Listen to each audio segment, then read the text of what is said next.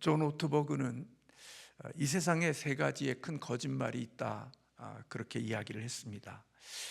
첫 번째 거짓말은 내가 가진 것이 곧 나다, 그런 것이 거짓말이라는 것입니다. 내가 소유하고 있는 것이 나인 줄 알고 살아간다는 겁니다. 좋은 집에 살고 또 좋은 차를 타고 그런 가지고 있는 그것이 나인 줄로 알고 산다는 것입니다. 두 번째 거짓말은 내가 하는 것이 곧 나다, 그렇게 믿고 산다는 겁니다. 내가 목사가 된 것이 나인 줄로 알고 내가 하고 있는 그 일들이 나인 줄로 안다는 거죠.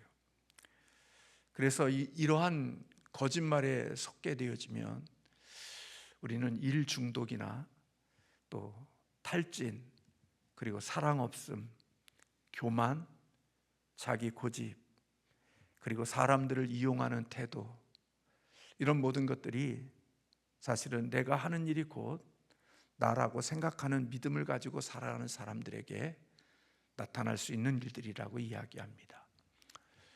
세 번째 거짓말은 나에 관한 남들의 생각이 곧 나다, 그런 생각을 가지고 산다는 것입니다.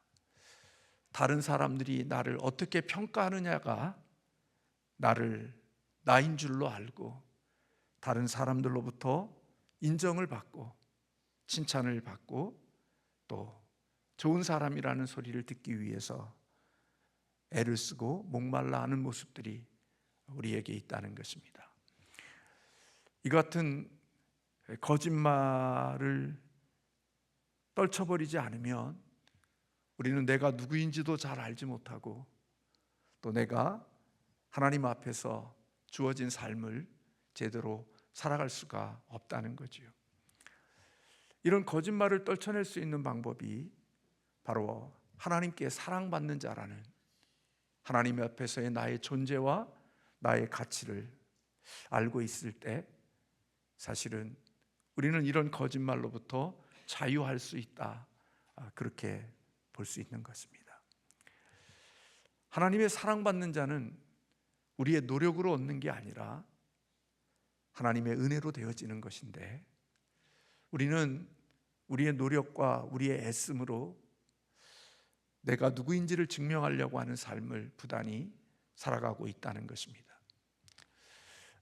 참 많은 사람들에게 감동을 주는 김창호 교수라는 분이 계시는데 그분의 책을 보니까 자기는 인생을 살면서 행복이라는 것에 대한 생각을 하지 않았대요.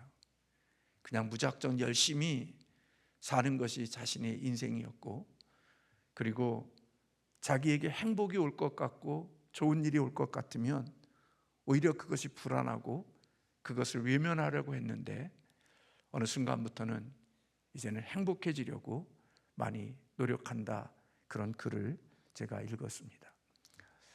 하나님이 우리를 노동자로 부르시지 않았거든요. 우리를 일꾼으로 부르시지 않았고 우리가 하나님의 자녀이거든요. 그럼에도 우리는 이 땅을 살면서 몸과 마음이 지쳐 탈진할 때까지 우리는 일꾼으로 살아갈 때들이 많이 있습니다. 세상이 준 거짓말, 내가 가진 것, 내가 하는 것, 남들이 나를 어떻게 생각하는 것, 이 거짓말을 우리가 채우려고 그 거짓말에 속아서 우리는 끊임없이 일하고 끊임없이 노동하고 끊임없이 몸과 마음이 지칠 정도로 우리는 이 땅을 살아가는 일들이 있게 되어지고 그런 사역 후에 기쁨과 감사와 쉼이 있는 것이 아니라 이러한 일들로 인하여서 우리에게는 탈진이라는 것, 그리고 우울함이라는 것, 이런 것들이 우리에게 결과로 올 수 있음을 보게 된다는 거죠. 오늘 우리가 잘 아는 본문의 엘리야는 불의 종, 능력의 종이었습니다. 그는 죽은 사람을 살려냈고요, 갈멜산에서 바알과 아세라와의 850대의 영적인 대결에서 불을 끄집어내서 승리를 거둔 사람이었습니다. 그리고 우상 숭배하는 자들을 다 제거했고요. 그가 기도할 때 비가 오지 않았고, 그가 기도할 때 3년 6개월 동안이나 내리지 않았던 비를 내리는 능력의 종, 불의 종이 바로 엘리야였습니다. 그런 불의 종과 능력의 종이었던 엘리야가 오늘 본문의 말씀에 보면 그의 모습과는 너무나도 어울리지 않는 낯선 모습을 우리는 발견하게 되어집니다. 4절과 5절에 보면 자기 자신은 광야로 들어가 하룻길쯤 가서 한 노뎀나무 아래에 앉아서 자기가 죽기를 원하여 이르되 여호와여 넉넉하오니 지금 내 생명을 거두시옵소서. 나는 내 조상들보다 낫지 못하나이다. 그렇게 기록하고 있습니다. 많은 사람들은 엘리야의 이런 모습들을 우울증에 걸리고 탈진되어진 사람의 모습이라고 이야기를 합니다. 우울증의 진단 기준 속에는 어떤 의미나 어떤 의욕을 찾을 수 없는 상태가 되어졌을 때 그것을 우울증이라고 그렇게 진단한다고 합니다. 다시 말하면 내가 삶의 어떤 의미를 찾지 못하고 그리고 어떠한 의욕을 찾을 수 없는 그런 때가 되어졌을 때 그런 상태를 우울증이라 그렇게 이야기하고, 우리 예수 믿는 우리 그리스도인들은 그런 상태를 영적인 침체라 그렇게 부르기도 합니다. 엘리야 같은 불의 종, 엘리야와 같은 능력의 종이 지금 로뎀나무 아래에 처져서 죽기를 간청하고 있고, 나는 내 조상들보다 낫지 못하다고 말하는 것은 다르게 말하면 저 같은 건 사라져야 해요 라는 말과 같은 의미입니다. 이 같은 불의 종, 능력의 종인데도 불구하고 이와 같은 능력의 종에게도 이와 같은 영적이고 감정의 이런 아픔의 시간들이 왔던 것을 볼 수 있죠. 엘리야가 왜 이렇게 영적인 침체가 이루어진 것일까? 그것은 육체의 피곤과 탈진 때문이라고도 볼 수 있다는 겁니다. 엘리야는 정말 너무나 바쁘고 힘들게 인생을 살아왔습니다.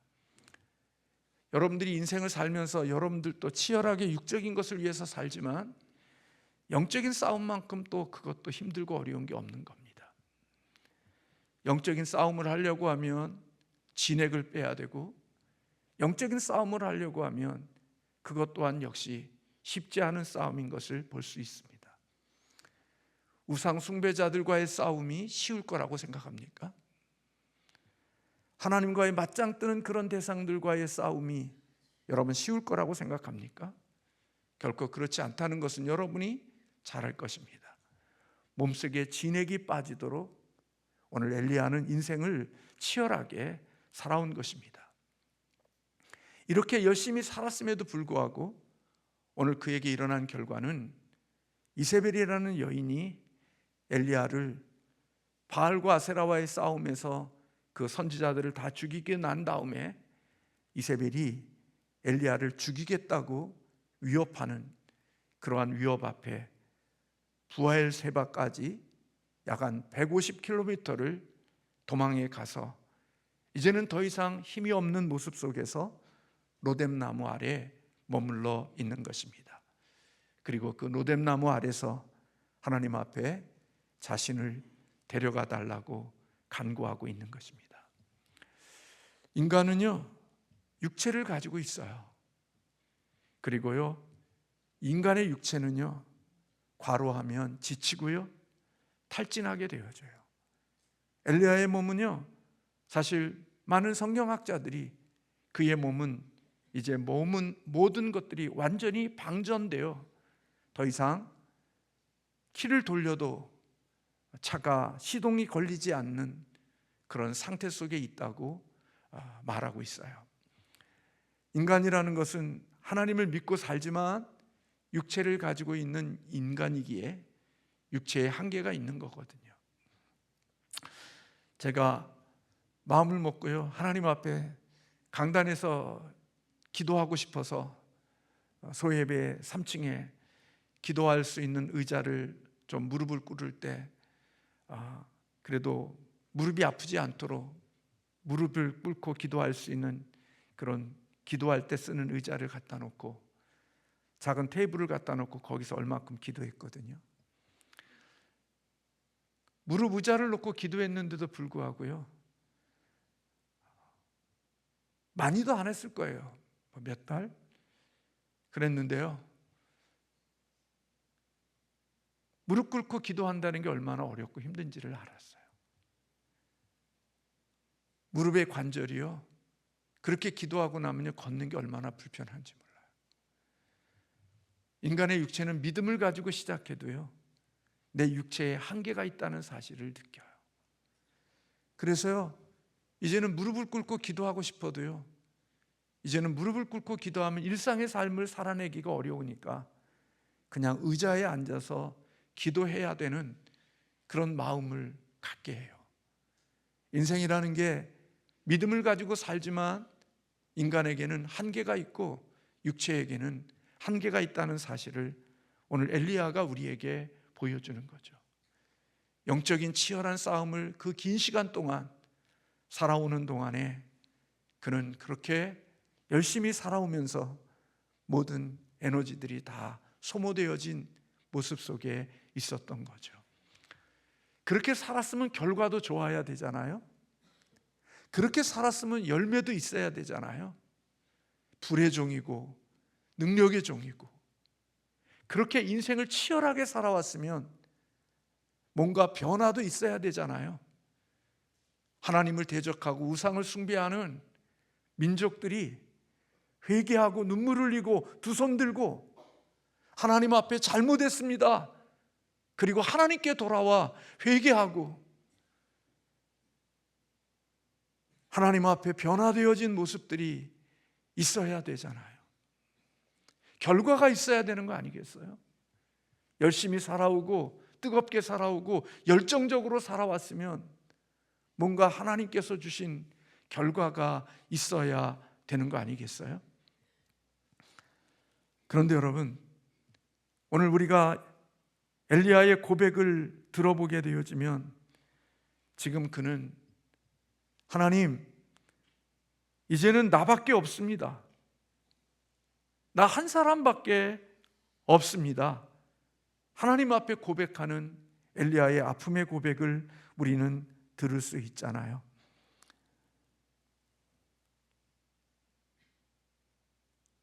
얼마나 힘들고 어려운 엘리야의 모습을 우리는 볼 수가 있는 거죠.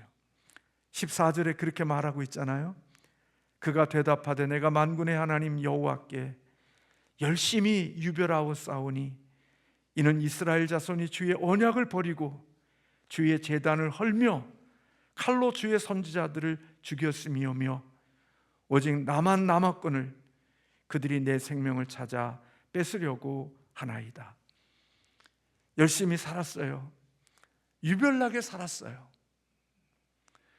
그런데도 불구하고 사람들이 변화되지 않고 바뀌지 않는 그런 모습들을 보면서 오늘 엘리야의 마음은 더 무너지고 더 마음이 상한 그런 모습들이라고 보는 거죠.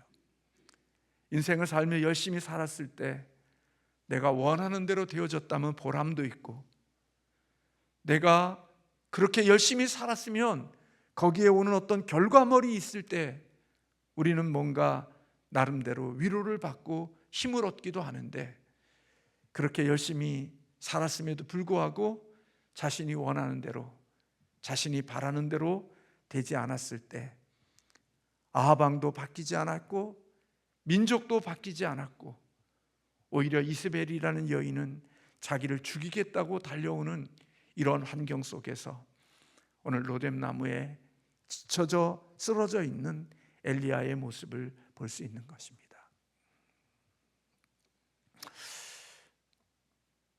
그때 하나님께서는 천사를 보내셔서 그렇게 우울하고 낙심하고 절망 가운데 있는 엘리야를 찾아오셔서 그를 위해서 해주신 일이 있습니다. 5절에 말씀해 보면 천사가 그를 어루만지며 그에게 이르되 일어나서 먹으라 하는지라.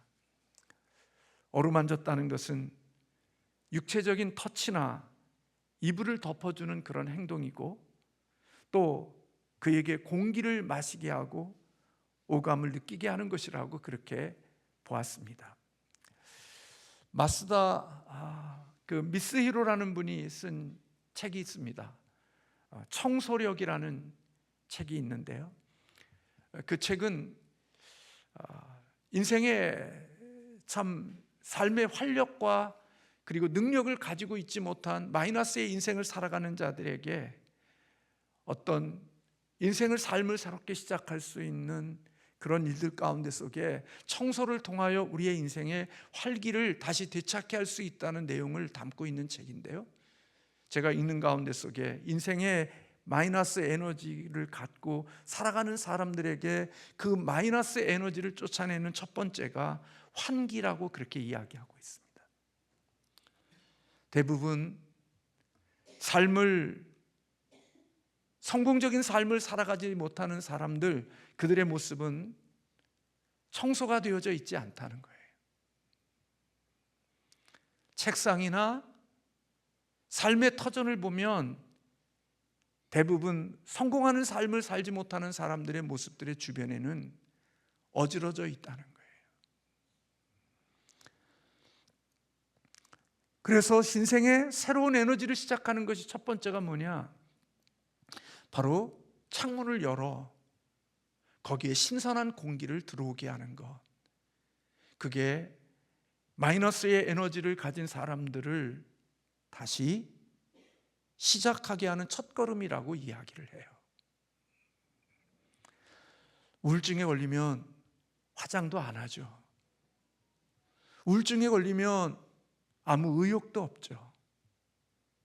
그래서 주변이 어지럽고 주변이 그런 음습함으로 그 공간들이 되어져 있을 때 그것을 깨트리고 시작할 수 있는 게 창문을 열어 환기를 시키는 것에서부터 청소력이 시작되어진다, 그렇게 이야기를 하고 있어요.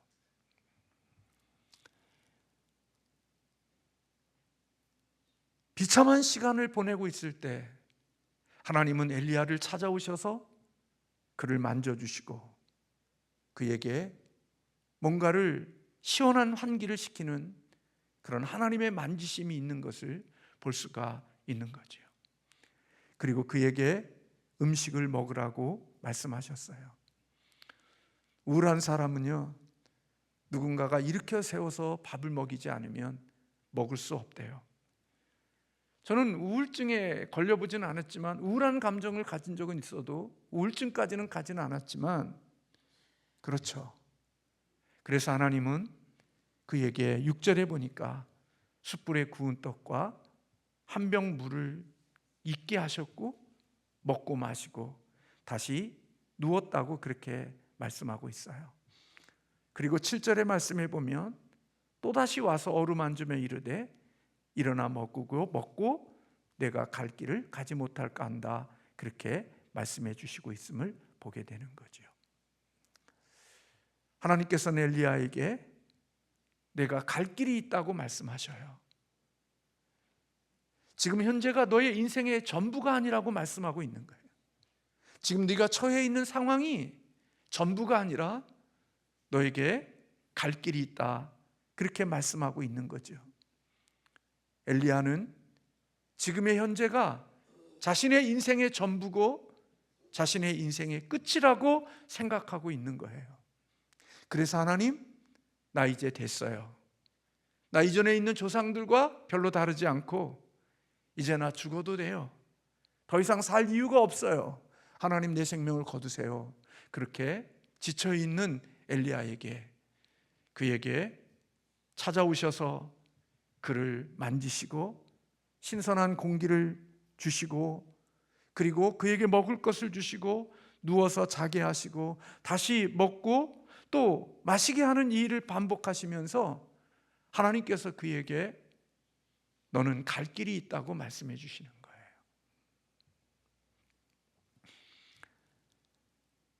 당시에는 느끼지 못했지만 하나님에게는 엘리야를 향한 큰 그림을 갖고 계신 거죠. 엘리야는 지금 내가 있는 형편이 전부인 걸로 생각했지만 하나님은 엘리야를 향한 또 다른 계획이 가지고 계셨던 것을 볼 수가 있는 겁니다. 그래서 엘리야가 로뎀나무에서 하나님의 만져주심과 공급하심을 통하여서 다시 힘을 내서 그가 오늘 본문에 기록되어진 대로 40주야를 가서 하나님의 산 호렙산에 이르렀다고 말씀하고 있음을 우리는 8절에서 발견하게 되어지는 것입니다. 그리고 그곳에서 하나님께서 그에게 묻죠. 9절의 말씀에 엘리야가 그곳 굴에 들어가 거기서 머물더니 여호와의 말씀이 그에게 임하여 이르시되 엘리야야 내가 어찌하여 여기 있느냐 그렇게 물으시죠. 하나님의 정체성을 물으시는 거거든요. 너 왜 여기 있냐? 하나님께서 묻고 계시는 거예요. 그때 엘리야가 나는 여호와께 열심히 유별했습니다. 그런데 나밖에 남지 않았습니다. 나는 교회를 위해서 하나님을 위해서 이렇게 열심히 일했는데도 오해를 받고 허탈하고 손해본 것 같은 마음이 내 마음속에 너무나 많이 있습니다.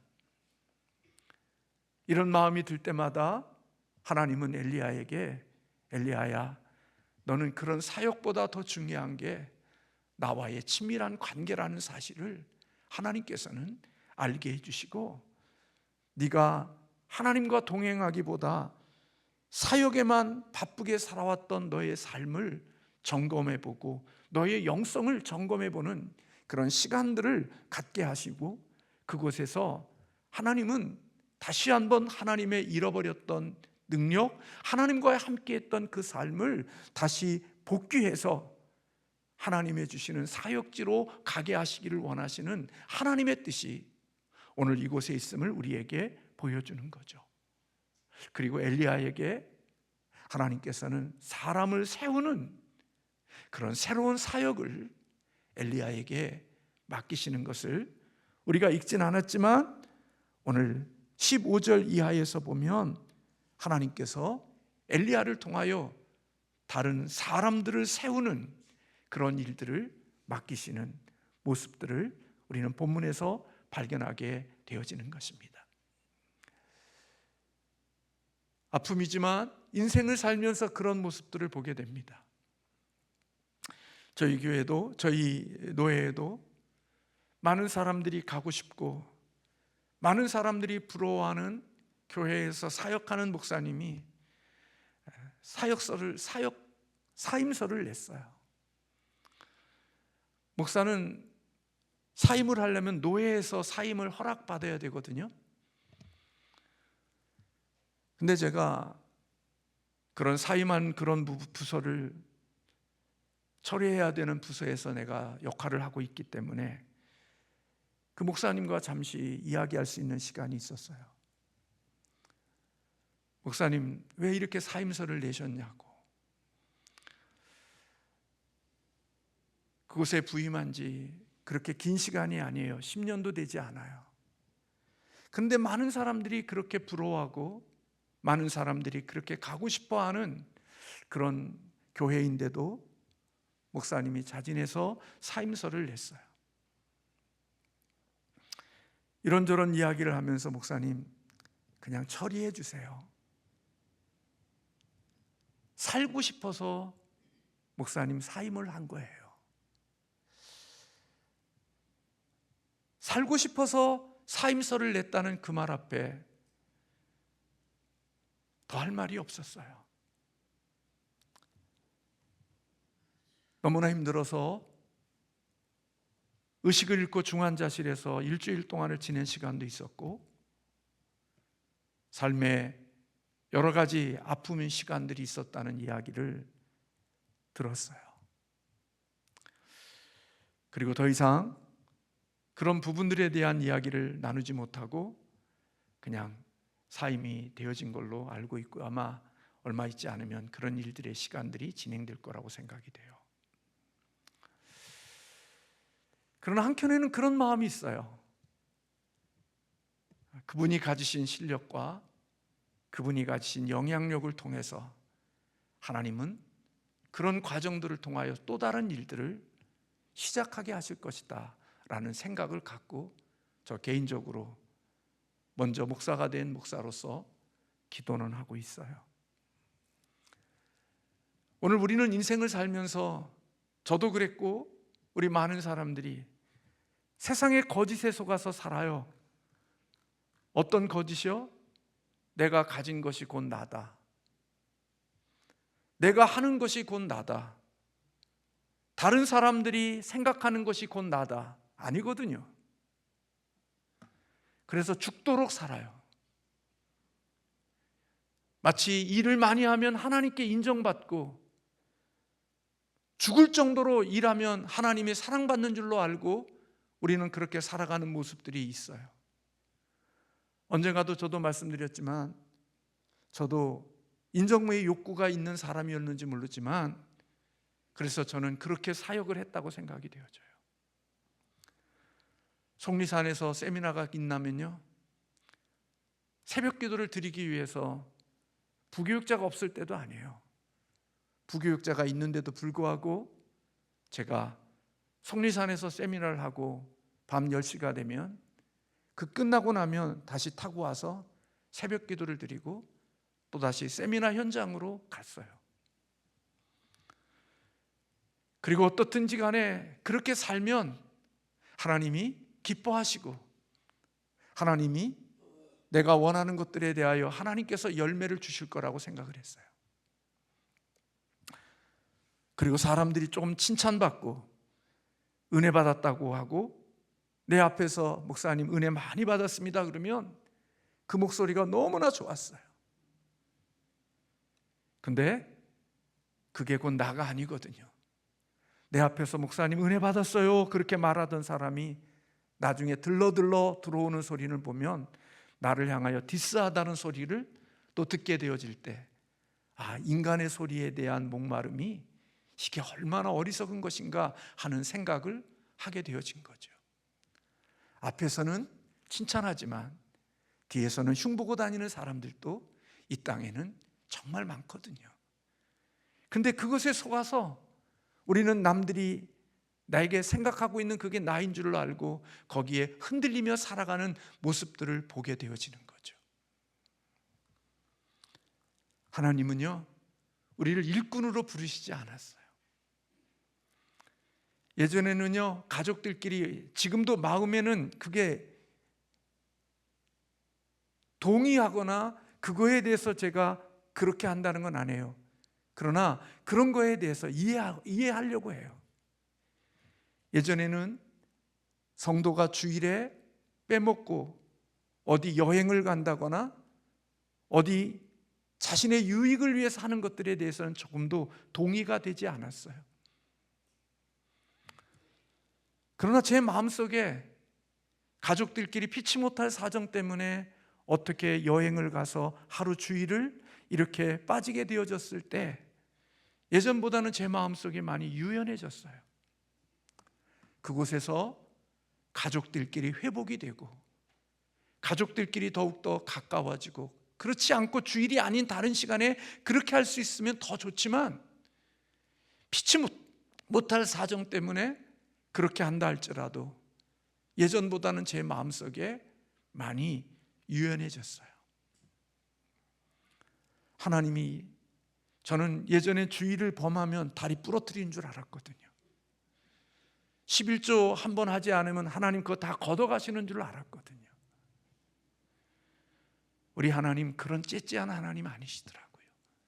물론 하나님이 그러실 수도 있겠지만 하나님은 그렇게 탈진되어져 지쳐있는 자에게 하나님은 그렇게 강하신 분으로 다가오신 게 아니라 어루만져 주셨고 먹을 것 주셨고 쉬게 하셨고, 그렇게 하나님께서 그의 삶을 만지셔서 또 다른 하나님의 사역하는 자리로 보내시는 하나님의 모습을 우리는 엘리야를 통하여서 볼 수 있는 거죠.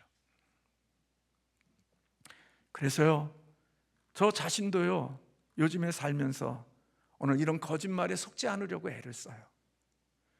내가 가진 것이 난 줄로 아는 그런 착각, 내가 하는 것이 곧 나인 줄로 아는 착각, 나에 관한 남들의 생각이 곧 나인 줄로 아는 착각, 이런 것보다는 하나님 앞에서 나를 보려고 애를 쓰려고 해요.